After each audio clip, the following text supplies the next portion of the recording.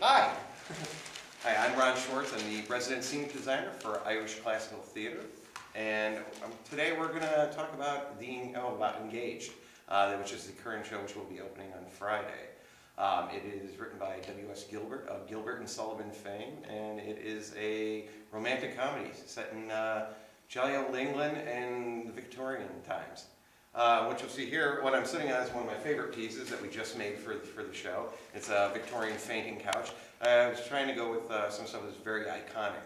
Two of the major themes that we're going with is love and money on the show. So, of course, yeah, I wanted something very sensual and sexy in the show. So this ends up being our first showpiece. A lot of reds, a lot of golds, and that is the colors of choice for the show. As you pan around, you'll notice we see we've got a nice little high crust table nearby with family photos. We found some really crazy, kooky photos to go in those. A lot of floral, a lot of roses. Like I said, bringing with this love and money feel. So roses being symbolic of love. There you'll see a lot of those around on the set.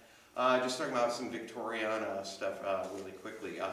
This is a Victorian drawing room, which is the center of attention in the house in Victorian times. This is where you entertain guests. This is where you keep all your keepsakes, memorabilia. This is your place to show off. So it's a little extravagant, and that's how it would have been in the time.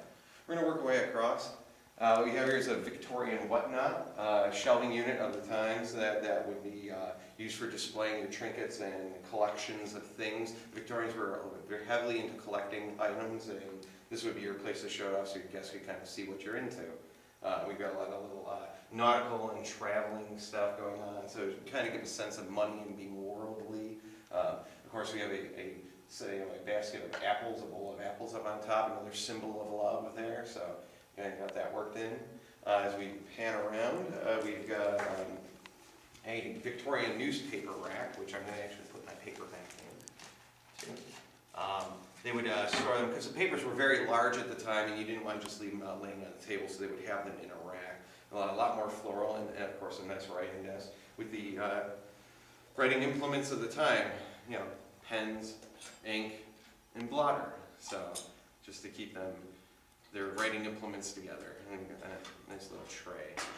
And you know, call for your servants. There, we got all kinds of fun stuff. This is actually one of my favorite little pieces on the set here. I don't know if you can get a close up. Get that out of the way. But there's three little monkeys on the envelope holder, and instead of the usual see no evil, hear no evil, say no evil, they're the complete opposites. Our see evil has binoculars, our hear evil is cupping his ears, and of course our say evil is got a megaphone. So a little fun, little kooky little prop we found for that. As we pan around, we're going to be moving into what is the seating area.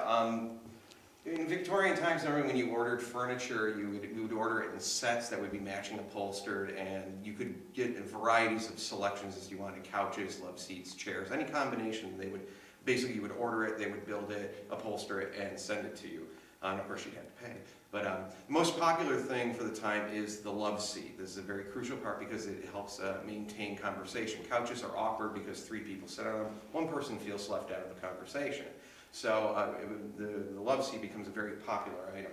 You know, we have upholstered in pink for the show, very fun little love-related color. So we wanted to get that in there. We have a poof, which is another iconic little Victorian piece that we wanted to do.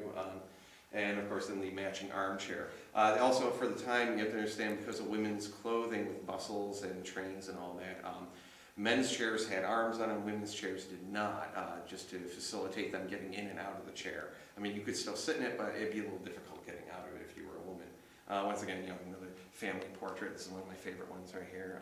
You got the, I'm considering this is the Simperson grandparents, so you got a crazy mustache on that one, and she's kind of doing a little piggy nose thing. This one's actually a vintage Victorian shot that was found online, which I thought was kind of funny. And of course, another symbol of the rose.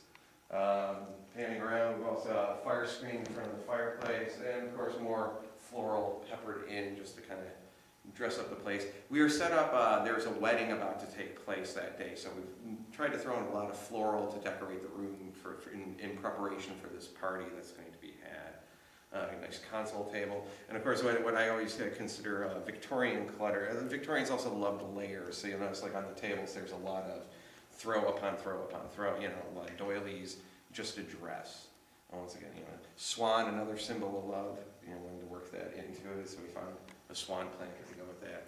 And around this is also in the drawing room. You would also entertain people as well too. So we do have a piano, which does get played during the course of the show.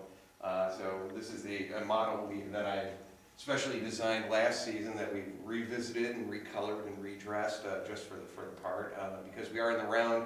Bringing in real pianos does become a problem because of the size, the massive size of even a baby grand in the space does become difficult to see around. So this was specially designed to accommodate our usage and to facilitate sightlines in the theater. A lot of fringe you'll notice as well too. A lot of gold accenting. We wanted to kind of pepper out this, like I said, money. Gilding became a key factor in the color scheme as I was going on. Found this nice little server in stock, which we've decorated up and floraled up for use, and it's a little bit of carnival glass. And then my piece de resistance, Cupid, makes his appearance. This is a statue that I've specifically created and sculpted for this piece. Also used various parts, found pieces to create it. Just wanted to Fortunato Pesamenti, who's directing the show, when we first started talking about it, he gave me the symbol of love at first sight and Cupid as part of it. So we wanted to incorporate him as a very predominant piece in the show. He does make an appearance during the first act. We're really set up for second and third, but you'll see if you come down and see the show, you'll see where he is in the first act. But yeah, this is our little guy that we've got in the show, and he's ready to go and shoot someone and just, let the love begin. So there you go. It's, so once again, it's Engaged Irish Classical Theater, opening on April 23rd. Okay.